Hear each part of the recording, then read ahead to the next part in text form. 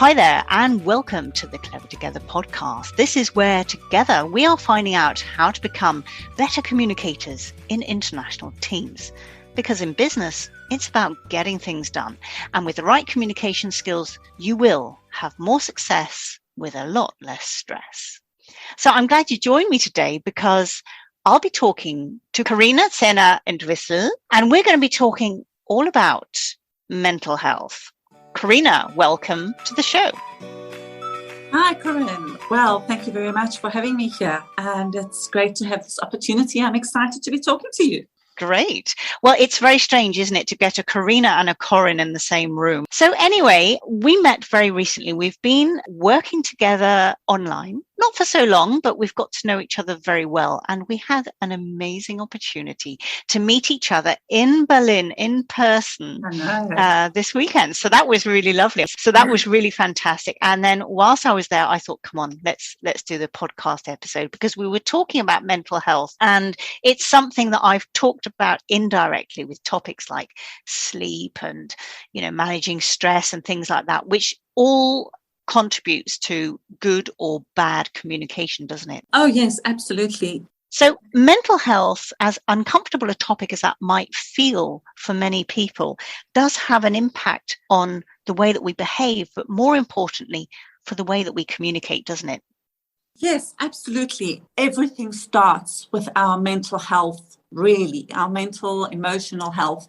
Because when we're not in a good space mentally and emotionally, we cannot really function properly on any level. We don't communicate well, we don't perform well, we don't feel well, and we just don't get the results that we want. Mental health really is the essence of everything that we do. There's always people, aren't there, that claim that they only need 4 hours of sleep a night. What do you say about that?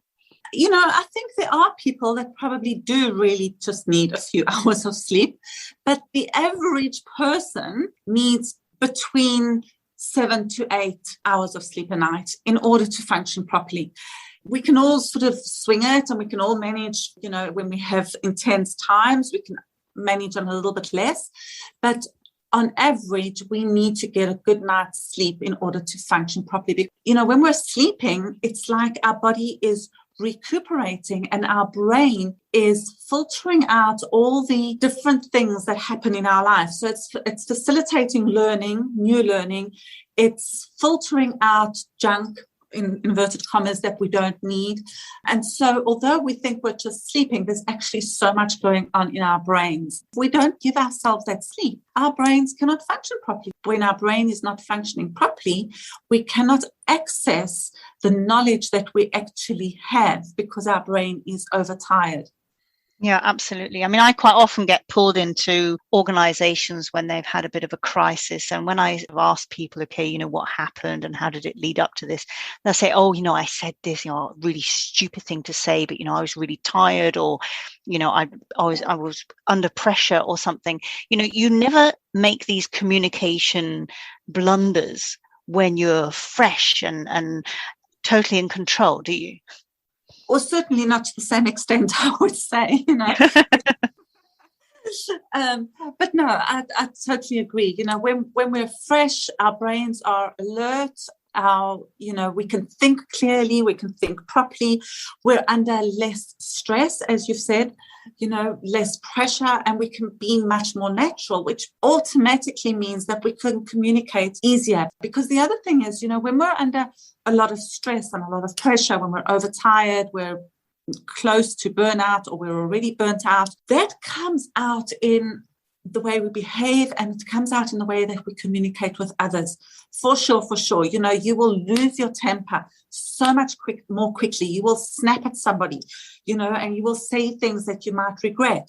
All of these things, pretty big communication blunders, which can have a huge domino effect within the organization. And if that happens regularly, that can lead to things like claims of bullying, where in reality, you just need a bit more sleep. Yeah, that's right. And I think these things are cumulative, like you just said. Yes, we can manage, we can go through a night or two if we have to, we might have... Burning the midnight oil. Yeah, exactly. Every company, every organization will have periods of stress. For example, budget times. Budget times for the finance department are high stress periods. So during that time, you will work harder, you will work longer. But then after that, what do you do? How do you recover? So it's so important to plan in periods of recovery after those intense periods so that your body, your mind can actually recover in order so that you can function at your best again afterwards. And again, coming back to the communication aspect of it, like you said, when we're in a good place mentally, we can communicate better because we're not under that same pressure. We can be more natural. Things flow more easily. Oh, yeah, we like that flow. I like that. So for many of the people listening, they've spent years building themselves a reputation of being hardworking, committed, loyal, that kind of thing. So how can we normalize the conversation around mental health? Because, that's exactly what got them there in the first place. Absolutely. And I think that is just such a great and really interesting question. And in a nutshell, I think one of the big issues of our time is that we've all been socialized into thinking you've got to work harder, you work longer. The only way to success is work hard, hard, hard, hard. And working hard means working longer. It means being accessible all the time. It means working weekends, being available 24 hours a day. And when you look at the statistics around the way our habits have changed with social media and accessibility, we're pretty much accessible 24/7. And that plays a huge part in our mental health. And trends have showed that over the last 6 to 8 years, the rate at which we get interrupted has increased by 30%. So we get interrupted approximately every 3 minutes. For every interruption, it takes us 25 minutes to get back into the task. So managing our interruptions, for example, is one place where we can start. Another place is sleep. Another place is starting to set boundaries around our time and around how we manage our day. So, when we're talking about mental health and the conversation around mental health, it doesn't equal mental illness. There's a huge spectrum between being mentally ill and being mentally healthy. So within an organization, if we're talking about mental health, it doesn't necessarily mean to say that we're talking about mental illness. And in reality, to normalize that conversation within an organization, you can start having structures and systems around where people can talk about things without having to talk about their deepest, darkest secrets. I think that's also one of the big sort of misunderstandings, because people think, if I talk about my mental health, I'm going to be seen as weak. Well, that's stigma number one. First of all, it's breaking down that stigma, but also then having systems within an organization. Like, for example, I did a post recently on LinkedIn. You could use something like a traffic light system within an organization. And you could have something like, if you've got a red sticker or sign on your door, it means just leave me alone for an hour. I don't want to talk to anyone. Enter at your own risk. And that could be that for you. A red light for me might mean, hey guys, you know what? I'm not feeling that great, but so I'd like to have a bit of chat. If anybody comes past, just come in and check on me. So those could be individual little sort of codings within an organization where people can understand what somebody might want or need without having to go into all those deep psychological issues, if you want to put it that way. It doesn't have to be that. Green can be, hey, I'm having a great day. Come in, say hello. Do you think people will remember to put the green one on? I don't know about me. I'd probably leave the red one on inadvertently for a couple of days. Oh, yeah. Well, and again, it's creating those conversations and those habits within the organization. For example, a lot of organizations start their morning with a team meeting. So you might start a morning with a meeting, but actually do a 5-minute meditation to get going. What a great way to start the day. What a great way to get people into the right space for the day. Get them into a space where they feel calm and relaxed. But these are things that are created within the organization according to each different organization's needs and how that organization functions. For example, the way, a police station works or a fire engine station works is very different from how a corporate organization might work. The issues that they address, the products that they have will be very different. So the way that you set those things up would be very specific to that individual organization. Yeah, but there is time and place to disrupt that, though, isn't there? I was in a big organization last week, and I asked, how do you do that with your daily meeting? Do you start with a little game or anything? And she looked at me absolutely appalled and said, we have no time for games. Yeah. Oh, my goodness. So, I mean, of course, I appreciate where that person's coming from, and a corporate culture will have an impact on that. But it doesn't have to be something more than a minute or even half a minute. It can be really fast. It's not a game of Monopoly that's going to take 3 hours. It's just a way to check in and see how people are feeling and just make it a bit more personal, especially with online meetings. Absolutely. And also just set the tone for the meeting and the day. We don't have time for games. Well, I know my place, right? I'm going to make sure I don't step out of line. I'm going to make sure I do everything exactly right. And that creates huge amounts of stress. And, of course, comes out in communication and performance and results. That's right. So, how can building an awareness of mental health be, this is something I was asked recently and I wasn't brilliant at answering it. So I'm going to ask you as an expert now, how can building an awareness of mental health be beneficial to things like the employer brand, engagement, attraction of talent, and of course, retention? Well, I think one of the big things is that research has shown that mental health has a direct link to profit. So, for example, if you have, let's say you have a meeting and there's 10 people around the table in that meeting, 6 out of those 10 people will have a mental health issue of some sort at any given time. So that means they might come into that meeting, they are perhaps burnt out. They are overtired. They are stressed. They've just had an argument with a colleague. They've had a discussion with their troublesome team at home, or their wife or their partner.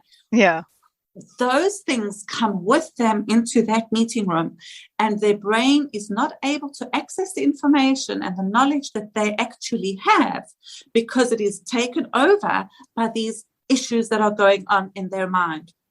And what does that actually mean in terms of the ROI and the profit for that organization? Because they are not able to. So if you're the CEO in that meeting, you are not accessing the information from those people that you have paid them to access. And that was pre-COVID figures. So what is the actual cost of that for the organization? And that's not even talking about the CEOs themselves. Oh, okay. They're probably under a bit more pressure. Exactly. Research has shown that CEOs are 50% more likely than the average population to have a mental health issue. Stress, burnout. We so often hear about big companies, CEOs, they've gone off on stress. Well, there we are. It's burnout. And those are all mental health issues. So when you can create an organization where you are actually taking steps to prevent burnout, that's when you're actually making a difference. So, for example, there's been some more research that has shown that for every pound, and this was in the UK by Deloitte in 2019, just before COVID struck, that shows that for every £1 that is invested on reactive mental health, so that means once people are already off, they are ill, they are depressed. So for every £1 that you invest for an employee on reactive mental health, you get a return on investment of £3. And I mean, that is a great thing to do. If you know somebody's struggling, support them. Absolutely. However, for every pound that you invest on proactive mental health, you get a £4 return on investment. And for every pound that you invest on organizational-wide culture and awareness raising, you get a £6 return on investment. So that means when companies actually start to invest in creating awareness, an organization-wide culture around mental health and well-being, they get a return on investment of 6 times of what they actually invested.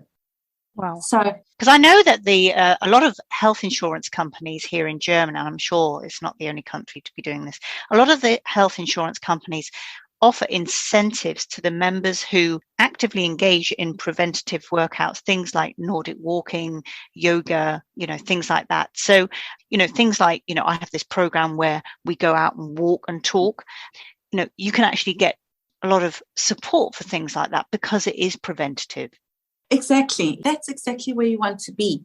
You want to get to the point where you're actually preventing the burnout. I mean, we will have periods of stress in our lives. And how do we manage those periods? How do we get through them? How do we plan for them? As, for example, budgeting periods for finance departments.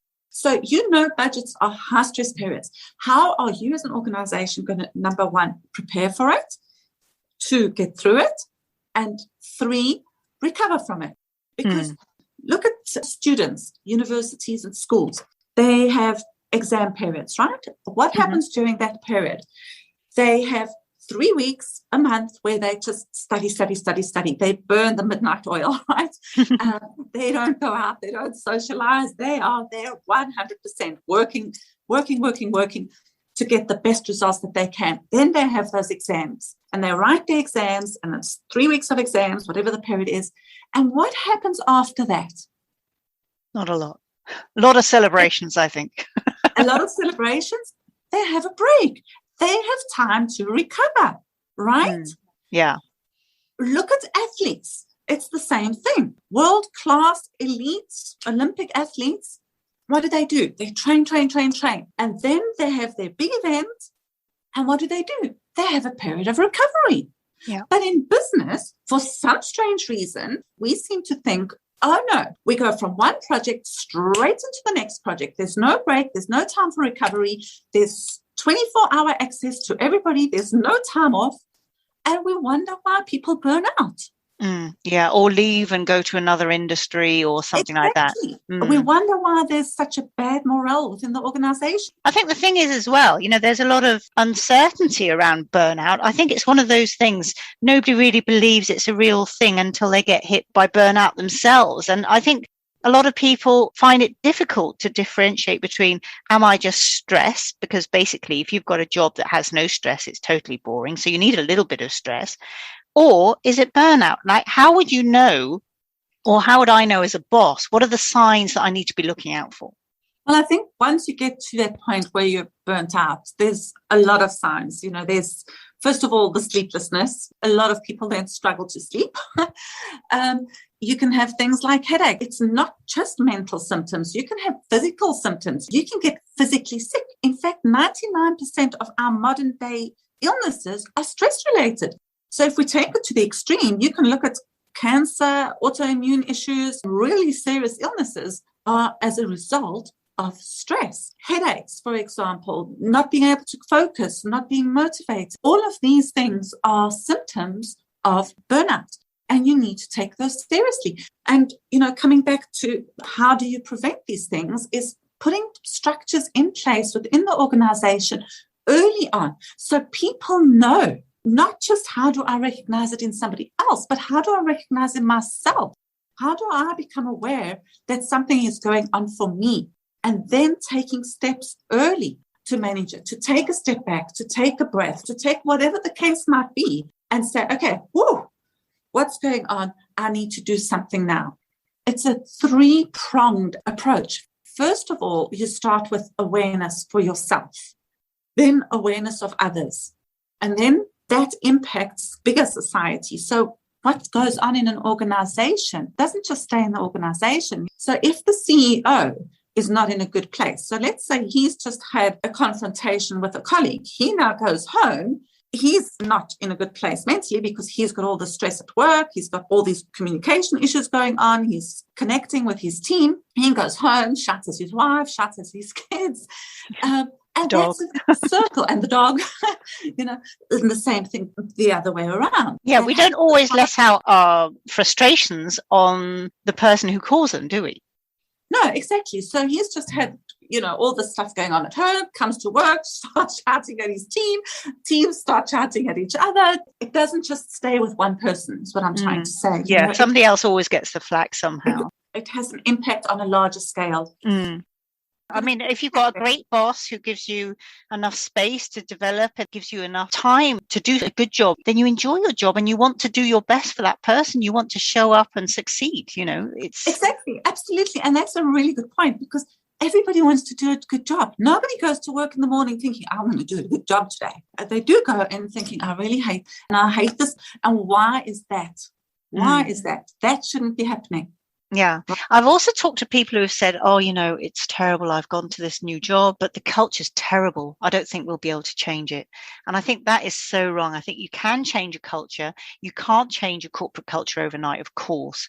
You need to invest time and effort and a genuine commitment to it. But you can change a corporate culture if there are enough people on board. It's not going to work if you're the only one fighting a battle. But if there is a team effort starting from leadership level and working its way down, you will be able to change the corporate culture to one that embraces mental health. I'm sure of that. And I've seen it happen. Yeah, no, I totally agree with that. I absolutely agree with that. One of the things with a lot of organizations, they have, in inverted commas, proactive mental health, whatever they want to call it, but it's a tick the box exercise. They'll have a mental health day.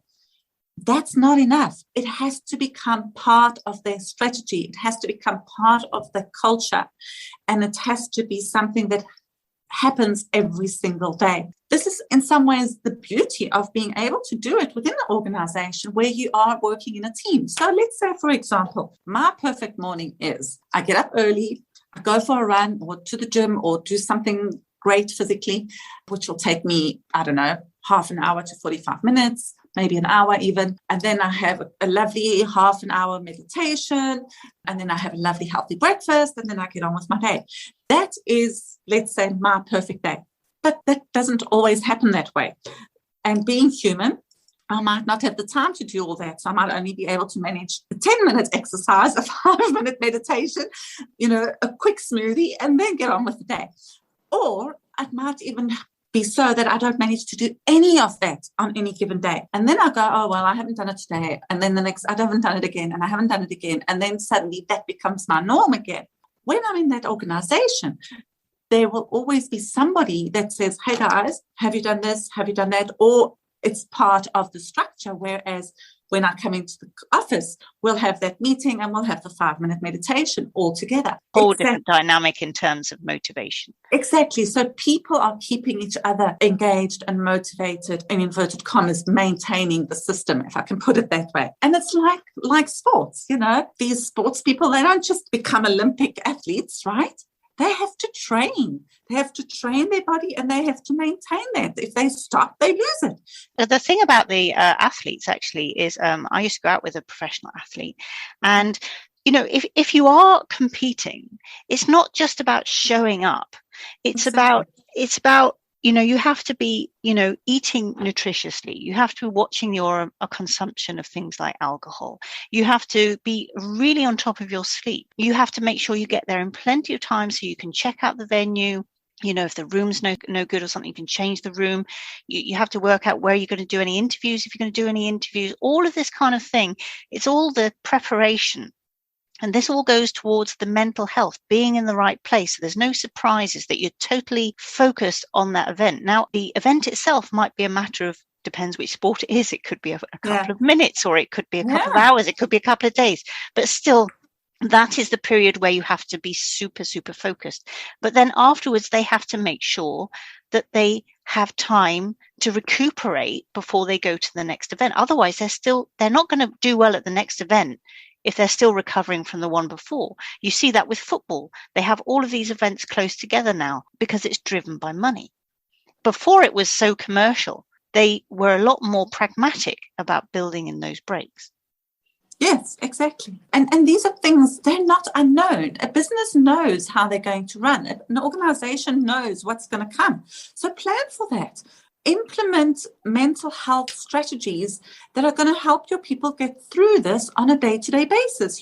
In the business world, it's easy to get drawn in to, always being on top, focus, go. But I think, like you say, mental health has to be one part of that strategy. It can't be an add-on. It can't be an afterthought. It can't be oh goodness, we're losing staff. Now we have to do something.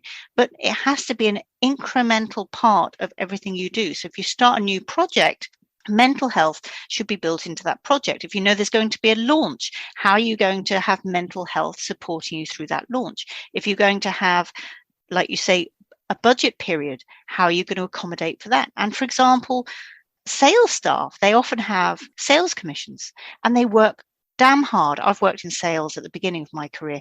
That is really hard work. And yet very, very often there's not that buffer in between. It would be really great if sales teams were rewarded that are so dependent on that commission, if they were given the opportunity to recover without financially kicking themselves in the foot. Yeah. So, been talking about the differences between mental health not being the same as mental illness. We talked briefly about stigma and corporate communication and how the corporate culture can be affected by that. We talked about the 3 stages, just like most things in business are down to planning, implementation, and control. It's the same with mental health. It needs to be incorporated at every stage of that, and no afterthoughts or add-ons, please. We need to work more on breaking down stigma, thinking about things like boundaries around your time. In fact, if you're interested in that, feel free to check out episode number 6 of Clever Together. I talk about that in more detail. I love the idea of Corinne's traffic light system. And in terms of burnout, it is a real thing. Some of the older members of your team might not be convinced about that, but please try and impress upon them the importance of prevention. Make it fun, make it enjoyable, make it a team effort. And, stress is inevitable. That's what makes our jobs challenging to a certain point. But, think about the return on investment of prevention to make sure that you're not losing your best talent, because unfortunately, those are the ones that go first. Just to remind you, there's a couple of episodes that might be interesting, not just episode 6, but I would also recommend episode 59. It's all about sleep. There's one called Mind Over Matter. It was one of the early ones, number 4, and episode number 16. Feel free to check those out. And I just wanted to ask, do you have any final words for us to ponder? Tip number 1 is plan periods of recovery. Tip number 2 is focus on the things that you can control rather than those that you can't. And tip number 3 is build in moments of pauses. We call them the constructive pause during the day to give yourself times of recovery during the day as well. So that's my top 3 tips. Yeah, I love the last one actually, because I think many of us, we are bad at 2 things: taking breaks through the day. Some people don't even manage to eat. I've been guilty of that before. And celebrating the small wins. I find that people find that really difficult, especially here in Germany. People find it very difficult to celebrate a small win. They kind of want to hold out for the biggie. Yes, absolutely. Great tip. What can you control, even though you think you have no control? I would say build mental health into your organization as part of the structure and the culture to increase performance, productivity, and profit. To learn more about this and my program called The 3 Ps of Corporate Mental Health, do contact me on LinkedIn and you'll find me there. And fantastic. Well, we're connected on LinkedIn, so you'll find Karina Zauner and Wissel on LinkedIn. You also have a website. Could you remind us of the website? I do. It's www.mindsolutions.com. Right. Okay. Great.